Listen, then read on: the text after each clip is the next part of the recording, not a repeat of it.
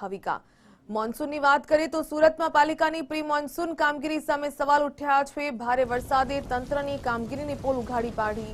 શહેરમાં ઠેર ઠેર વરસાદી પાણીનો ભરાવ થયો। પાણીનો ઝડપી અને યોગ્ય નિકાલ ન થતા લોકોને પારાવાર મુશ્કેલી। વેસુ સ્થિત સુમન ભાર્ગવ આવાસમાં પાણી ભરાઈ ગયા। કામધંધાએ જવા નીકળેલા લોકોને ભારે હાલાકીનો સામનો કરવો પડ્યો। દ્રશ્યો સુરતના વેસુ વિસ્તારના, જ્યાં પાણી ભરાઈ જતા લોકોને ભારે મુશ્કેલીનો સામનો કરવો પડ્યો। પહેલા જ વરસાદમાં પ્રી મોન્સૂન કામગીરીની પોલ ખુલ્લી પડી ગઈ। ભારે વરસાદે તંત્રની કામગીરીની પોલ ઉઘાડી પાડી। શહેરમાં ઠેર ઠેર વરસાદી પાણીનો ભરાવ જોવા મળ્યો। પાણીનો ઝડપી અને યોગ્ય નિકાલ ન થતા લોકોને પારાવાર મુશ્કેલીનો સામનો કરવો પડી રહ્યો છે। સુરત સહિત દક્ષિણ ગુજરાતમાં મોડી રાતથી જ મેઘરાજાની તોફાની ઇનિંગના પગલે શહેરમાં ઠેર ઠેર વરસાદી પાણી ભરાવાની સ્થિતિ સર્જાય છે। જો કે હજી તો વરસાદની શરૂઆત છે અને તે પહેલા જ શહેરમાં પડેલા ભારે વરસાદના કારણે અનેક વિસ્તારો વરસાદી પાણીમાં તરબોળ થયા છે અને આ પ્રમાણે લોકોએ રીતસર હાલાકી ભોગવવાનો વારો આવ્યો છે।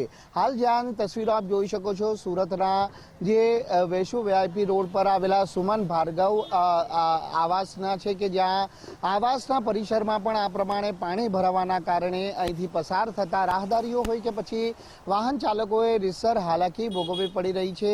લોકો જોડે વાત કરવાનો પ્રયત્ન કરીશું। કેટલા વાગ્યાથી અહીં પાણી ભરાયા છે? હમણાં સવારથી 7:30 વાગ્યાથી પાણી ભરાવાના ચાલુ થઈ ગયા છે। દર ફેરીની રામાયણ જ હોય છે આવી રીતે। ત્યાંના રોડ ઊંચા કરી નાખ્યા એટલે ત્યાં પાણી ભરાતા બંધ થઈ ગયા મહાવીર કોલેજ સાઈડ। હવે અહીંયા હજુ કંઈ કર્યું નથી એ લોકોએ, એટલે બધું પાણી હવે અહીંયા જમા થાય। એટલે અહીંયા શું છે, અડધો કલાક જો વરસાદ પડી ગયો ફટાફટ તો પાણી તરત જ ભરાઈ જાય અહીંયા આગળ। હા, તરત જ। અને આ ઉતરતા હવે 2 કલાક થઈ જશે, 2 કલાકથી વધારે થશે પાણી ભરાઈ। તો જે પ્રમાણે આપણે સાંભળ્યું હશે કે અહીંના લોકો જણાવી રહ્યા છે કે દર વર્ષે અહીં વરસાદી ઋતુ દરમિયાન છે તે આ પ્રમાણેની સમસ્યા છે તે ઉદ્ભવે છે અને પરિણામે લોકોએ હાલાકી ભોગવવી પડે છે।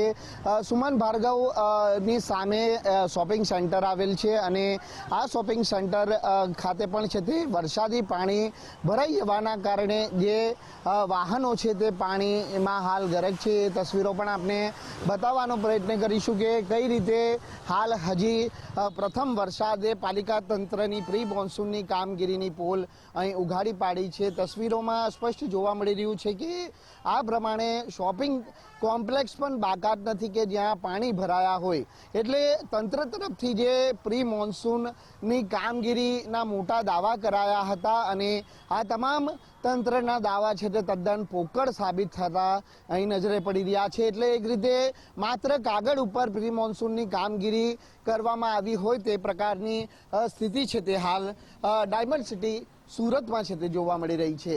કેમેરામેન દેવક રાણા સાથે રાકેશ બ્રહ્મભટ્ટ, ગુજરાત ફર્સ્ટ, સુરત।